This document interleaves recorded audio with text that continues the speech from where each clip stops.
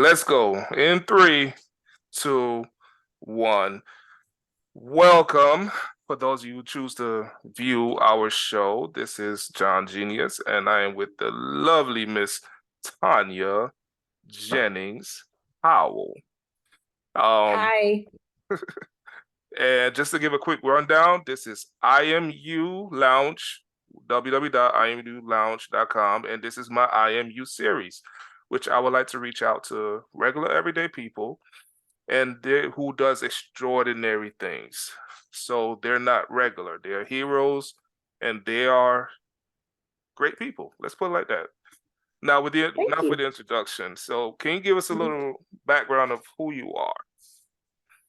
Okay. I'm the oldest sibling of Hayward and Tony Jennings.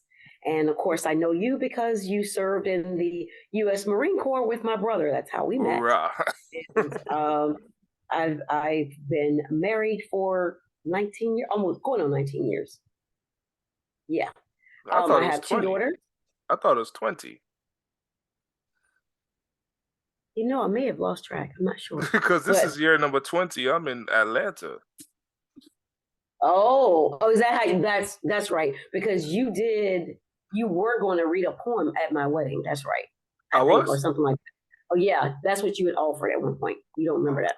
But anyway, yeah, but two daughters and a grandson, Jacob, and a Very cute lovely young grandson man. and a lovely son-in-law. Yeah. Okay. All right. Hmm. So you got two Marines in your family. How do you function?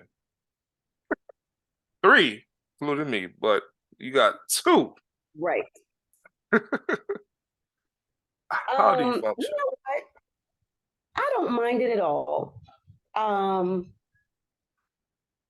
I think the Marine Corps is the sharpest branch, and I kind of understand how you guys think a little bit, which may be a little scary for me, but I do, and I'm very sympathetic. It's all good.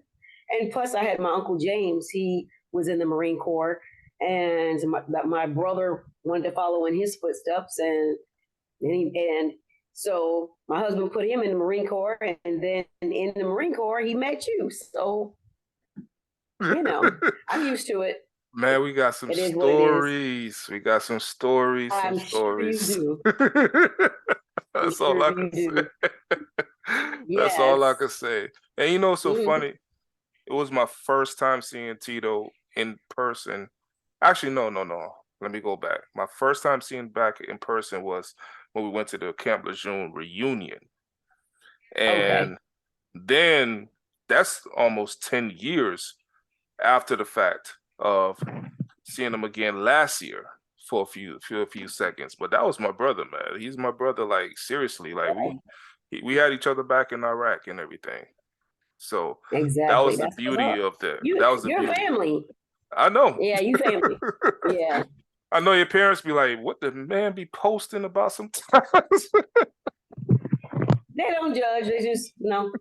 They don't judge. uh Not at all. I gotta mute Hmm. my other brother because we got an audience member. Hello, Chris. How you doing? We gonna open the floor to ask questions to Miss Jennings. Whenever you Miss Jennings Howells, I'm sorry, Mr. Sylvester. I want you to come hunting Oh, for you me. good. You good. You're good. You're good. I'm. uh I'm. I mean, I guess you chose me because I'm in education, and yes. you hear about the stories, and I think across the nation we have very similar stories. Some Mm-hmm. more interesting than others, but like I belong to a Facebook group, Black Teachers Rock, and that really helps me because I look at their stories and I'm like, okay, so All right. they're in kind of the same boat. So Yeah. so you started doing your stories of your students from the group, or was something that you already did and then you saw that other people's doing? No, I just started doing it, and these, and then someone sent me the link or the invite for that particular Facebook group, All because right. they figure, I don't know if they were sympathetic, because it's like, okay, this girl needs a support group. But it's been helpful because honestly, some of the other stories, I'm like, oh wow, you know. Yeah. And so I'm not alone. So yeah, I was posting stories, and then I was invited to that group. So it's really helped. Okay. All right. So with your stories, a lot of people don't realize you got a actual education in communications, right? So Yes, yes. Yeah, I know. My undergraduate degree is in mass communications, news, and public affairs. So what we're doing right here, I like, you know.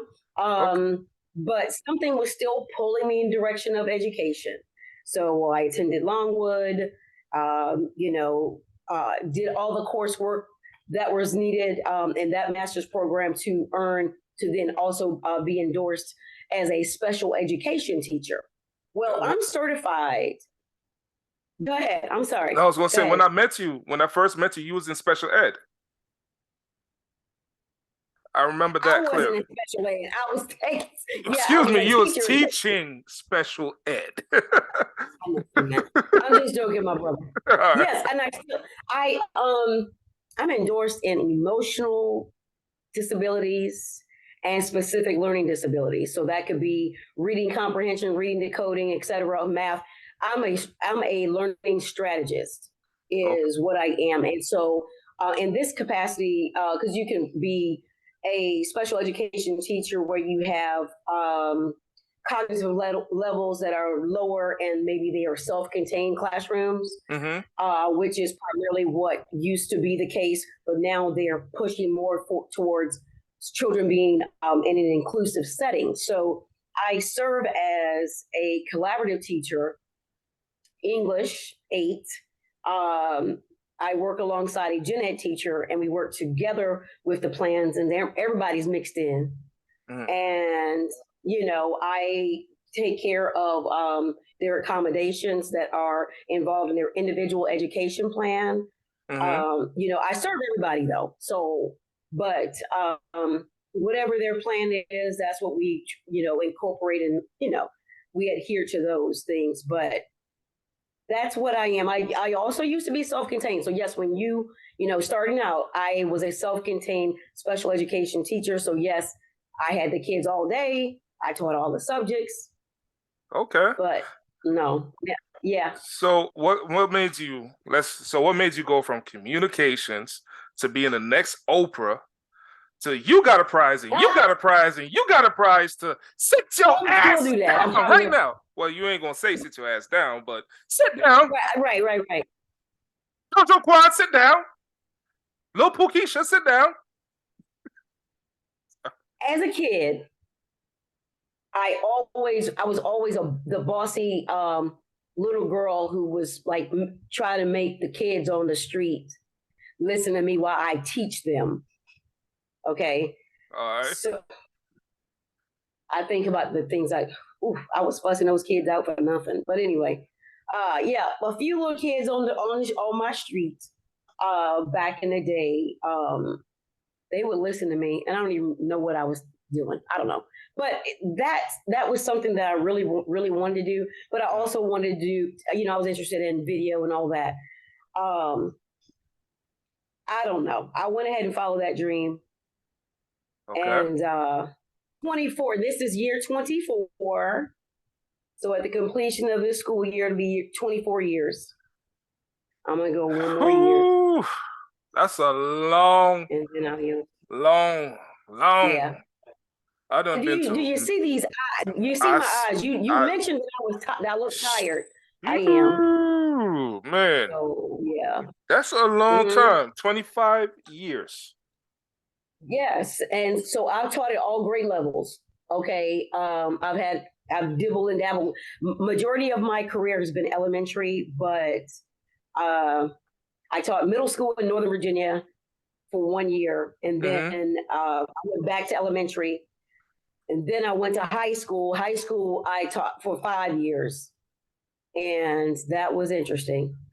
Now, But I like high you school. say you went back to elementary after middle school, did you run back to elementary or did you fly back as fast as you can? Like, how did you get back? Them middle school kids. What is it about middle school kids? Even myself can attest to that. What makes them so damn terrible? Um, right. When I taught, my first experience with middle school was, like I said, was in Northern Virginia, and literally our school psychologist stated that there was a study that middle schoolers are like this close to like insanity. Mm-hmm. And I mean, I didn't ever fact check that, but I'm sorry, my experience, I pretty much believe them. I'm good. I don't. Fuck But them this is my kids. I'm second. sorry. This is my second. No, this is my third year in middle. With middle school experience. Okay, Okay. and that middle school has been the most challenging. So do you get hazard pay for middle school? No, I wish. Oh You man. know, I So never. let me ask you something. Do you think your husband or Tito, your brother, could ever teach in a middle school environment and not lose their cool?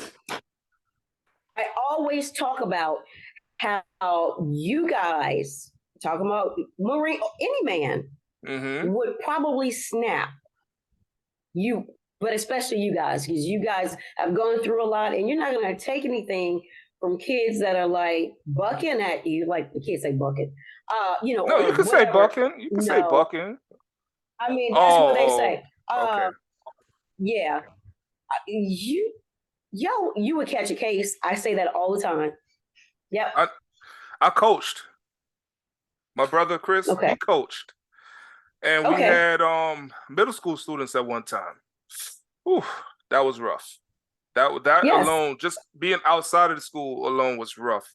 And to get them to fall in line was rough. But once we got them to fall in line to trust us, that's what made it easier. But we had to kind of put our foot down a little bit harder, especially me. Like, no, you're not going to do what the hell you want to do when I'm trying to coach you in Yeah. basketball. That ain't flying, Playboy. So, Put it this way.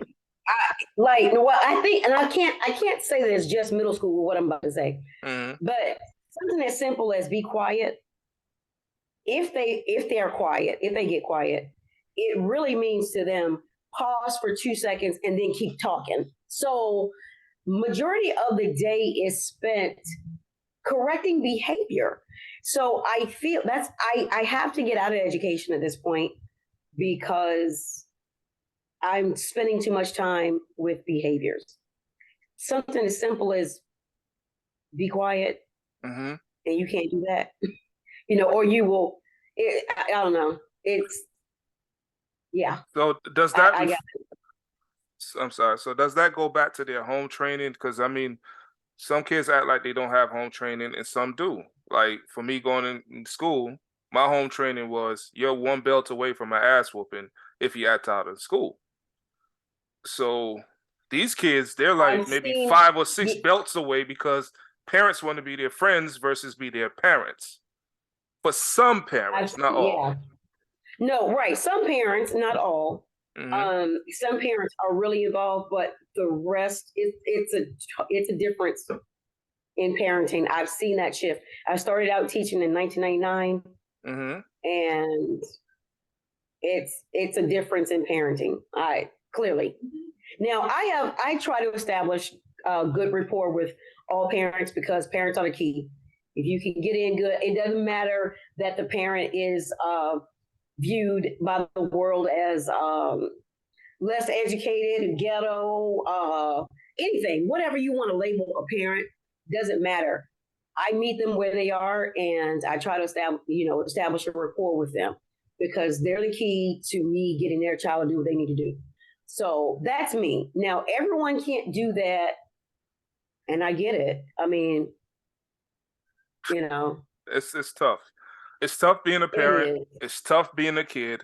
It's tough being a teacher. It's tough being an adult. I seen this one Facebook post, and Shorty, she came to the door saying like mommy, daddy, I want to move back in. I am so sorry. Like, and it was Yes, so funny. I was just dying. I'm sorry. I'm yeah. sorry if I messed up the joke, anyone, but if you see it, you will laugh your butt off. Because I think I saw that on Instagram. okay. I found that very funny. And some of these digital content creators, they are very creative. Like I would have never thought about that. I would have never thought Right. about that. Do you think like if kids were given a class like that, maybe their attention span will move in their behavior, move in a better way versus sitting in the front of the class, sitting in a class like this, trying to look at their cell phone? Because in our day, it wasn't a cell phone, it was trying to look at a note that somebody probably passed, Right. or somebody talking in your right ear, another person joking in your left ear. So I'm sorry. So let me wrap up the question. Do you think that if they had things that gear towards their interests, that they'll be better students? Yes, I think so. I think so. You would need the resources, and there are many other factors that would play into that. But I definitely believe it would help. These kids are totally addicted to their phones. But like I told them, Uh, I don't pass judgment completely. And I say that because throughout the day, I'm checking my phone.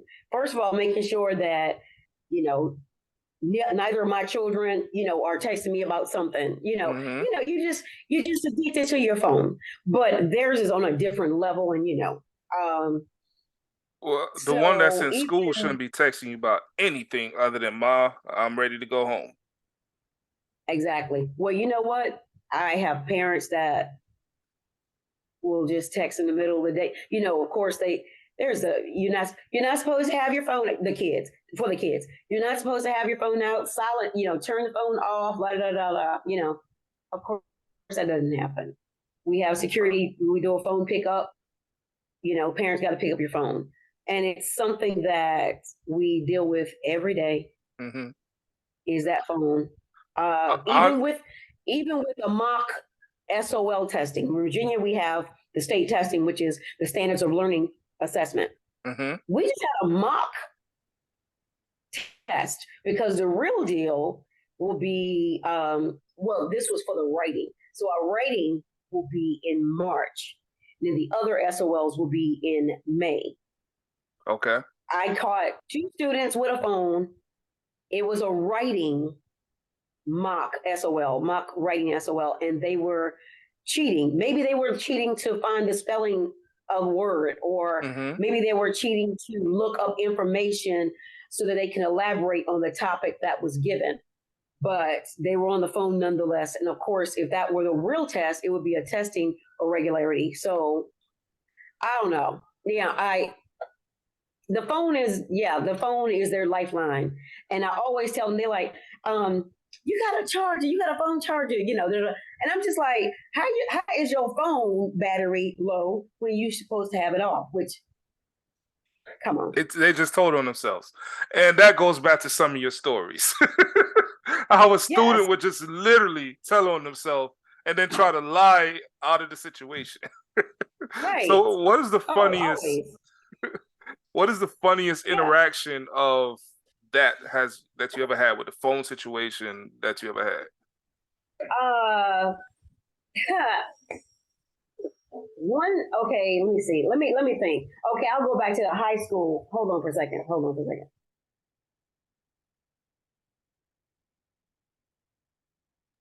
Sorry. I go back to my high school. One of the students in my high school, we were going to call security to pick up the phone, and he completely showed out. It was like it was Broadway. It was please. It was tears, snot.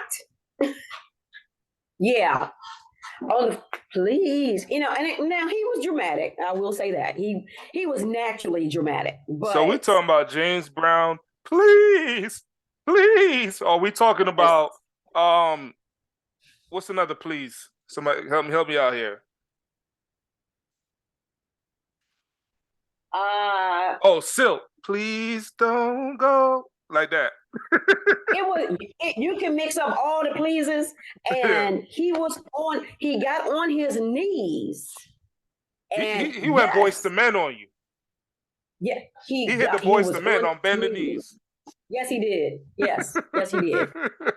And begged me, begged me to tell security not to come get the phone, even though, how many warnings were you given? Within that class period. So really, but they gave the phone back at the end of the day. It depends on how many times your phone has been taken. That depends on how long they'll keep it. So which district do you teach in now? I'm in the 757. Okay, I don't know what that is, but okay. And for people in Virginia, they know that's the Tidewater area, Hampton Roads area. Hampton Roads. Yeah. Speaking of Hampton Roads, unfortunately, there was an incident that happened in that area, involving a 6-year-old. How did you feel when you heard it was a 6-year-old? My heart was broken. I taught elementary. 4th grade actually is my favorite grade that I taught. But to know that a 6-year-old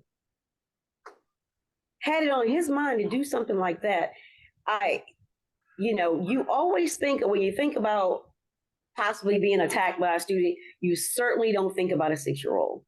No. And me, you know what I'm saying? And so I really I wanted to know everything about that, like what led up to that. And there's different details and that have come out or whatever, but that teacher, I can't imagine how she felt seeing him pull out a gun. Like, the thought of it sounds like a movie. Like, it doesn't even seem real. Thug life. And I'm not defending the student at all. The hate you give fucks little infants and everybody.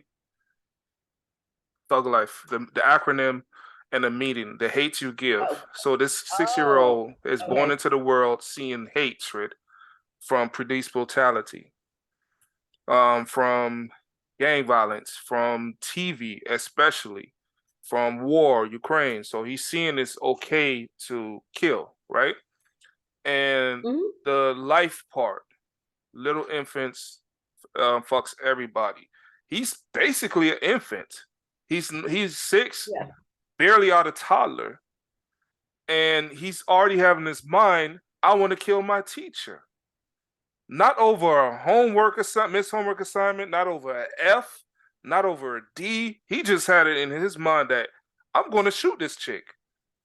With 3 warnings, they gave 3 warnings, and he somehow was able to slip all the searches and and that is heartbreaking.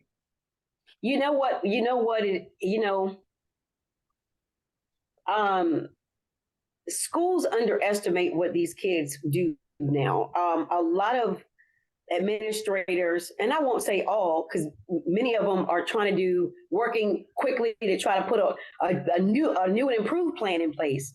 And so, but when you tell them about a student threatening you, which I've never had, but and especially a 6-year-old, I'm pretty sure they're like, he's a 6-year-old. I think there was something somebody said about, his little pockets. They go check his pockets. He would have a gun. Those little pockets. I really hope that when a teacher says, this child threatened me, doesn't matter how old the child is, please listen. That's the problem, is that we don't feel heard. Correct. And I'm still shocked that a 6-year-old did that. Now this is really sad. I can see that happen in middle school or maybe even upper elementary to high school, Yeah. But like 6-year-old, it's just like, I wouldn't put it past a pre-K, student. Now pre-K is next. I hate to say it. Pre-K is next. And then it's And going to go to. we can't sleep on it. Mm-mm. No, we can't. So And I did yeah. speak to a friend of mine one day, and I said, as soon as that lady wakes up, she's suing the hell out of the district. And what happened? She woke up, I'm suing the hell out y'all. And for that type of violence, let's just say you're not going to see her in the classroom anymore. Oh no, no, no, No, no. because the money Mm. that they're going to have to pay out, the 3 warnings, she got shot, almost lost her life. So now there's a hostile work environment. It's almost like coaching LeBron James. How can you coach a billionaire when you're about to be a principal to a millionaire? That ain't gonna happen. She's not working no more. Right. I would probably have PTSD anyway if I were to, Mm-hmm. no. No. Now, I can't imagine. shit. Now I could imagine one. This is the scenario that I had in my head. So a Marine that comes, and I say Marines because I don't see Army doing it. I don't see Navy. Damn sure don't see Air Force doing it. And Space Force, fuck out of here. So with the Marine Corps, with Marine veterans, I could see us guarding the school facilities a lot better than police would because of univality. These guys waited damn near 3 hours after this kid done killed and everybody for them to go and react. A Marine reacts like this. We hear a gunshot, we run towards it. We don't run away from it, we run towards it. So I would say schools need to invest into hiring former service members who actually have combat and knows how to shoot a weapon to be the reactionary force they need, because police, they get scared of an unarmed black man. You think they're going to be charging after somebody with a gun? Right.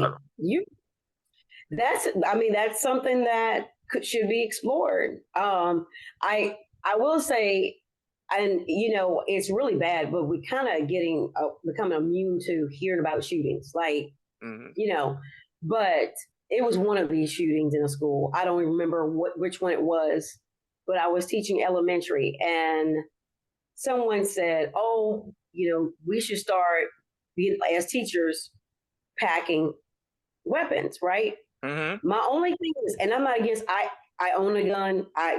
Hey, this is my only problem. Some of the teachers' mental health is a little questionable, so I don't trust them. You understand what I'm saying? Like, so that's my drawback. It's just like some of y'all are like this close to snapping. Never mind the situation that happened. Like, I see you every day, and I know that and you've expressed how you're kind of tick tick boom. Mm-hmm. So you carrying a weapon, you made you know who you know what I mean. So so If that's so, my drawback. imagine a student running up to that teacher. Oh shit, back. Right? Right? I could see that. Yes. Also, if it comes to that, if I got to do all that, then I don't need to be in the classroom, because I honestly love the art of teaching. There's an art to teaching. Like, just because you know a content doesn't mean you know how to teach. People need to know that. You can know biology like the back of your hand. You can know all the vocabulary words. You can know all this. You can explain that this and that and da da da. But to teach it to young minds, you have to know how to teach. And I'm sorry, but I have seen one too many times. Mm-hmm. Okay, people who are very knowledgeable about a subject, but you can't teach. You can't teach. I didn't hear this from somebody else. I've seen it with my own 2 eyes. You simply can't teach. You can't break it down. You're not reaching the masses, because you got to reach the masses first. You know what I mean? And then maybe you have your higher students in your classroom. Maybe you give them something a little more challenging on that particular subject. Maybe the ones that were really, really general, average, you keep it with what your original plan is. And even those who are lower functioning, Mm-hmm. you can still have something or give them something or provide them with something that will reach them. But just because you know a subject doesn't mean you know how to teach it. So it's just like, I don't even know how I got off on that. No, I you guess I had good. to say that. No, you good. Tanya, I So am going anyway, to open the floor for questions. Chris, you have a question?